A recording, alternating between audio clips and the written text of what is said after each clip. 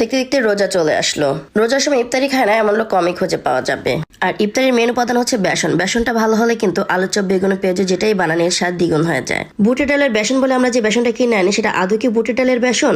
ওই বুটটা কি ভালো ছিল, পরিষ্কার ছিল? আমরা কিন্তু কিছুই জানি না। আমরা যদি বাসায় ভালো করে পরিষ্কার করে স্বাস্থ্যসম্মত ভাবে বেসনটা তৈরি করে তাহলে ভালো হয় না? কিভাবে আপনারা ঘরে স্বাস্থ্যসম্মত ভাবে বেসনটা তৈরি করবেন আর বেসনটা কতটুকু ডাল নিতে হবে প্রত্যেকটার পরিমাপ সহ আমি বলে দিব। আর কিভাবে বেসনটা তৈরি করলে দীর্ঘদিন ভালো থাকবে, মানে বছরখানেক ভালো থাকবে, সেটিও বলে দিব। তাহলে চলুন রেসিপিটি এক নজরে দেখে নিই। আমি প্রতি বছর এভাবে মিক্সড ডালটা দিয়ে কিন্তু বেসনটা তৈরি করি। এখানে আমি নিয়েছি মাসকলাইর ডাল। বেসনের মধ্যে মাসকলাই ডাল দিয়ে দেখবেন এর স্বাদটা দ্বিগুণ হয়ে যায়। এখানে আমি মাসকলাইর ডাল 1 বাটি নিয়েছি, মানে হচ্ছে 250 গ্রাম নিয়েছি। আর এখানে আমি নিয়েছি খেসারির ডাল, যে ডালটা দিয়ে আমরা পেঁয়াজু ভাজি, ওই ডালটা নিয়েছি, সেটা নিয়েছি হাফ কাপ, মানে হচ্ছে 125 গ্রাম। আর এখানে আমি নিয়েছি দেশি মুসুরের ডাল, এখানে মসুর ডালটা নিয়েছি হাফ কাপ। আপনারা চাইলে মোটার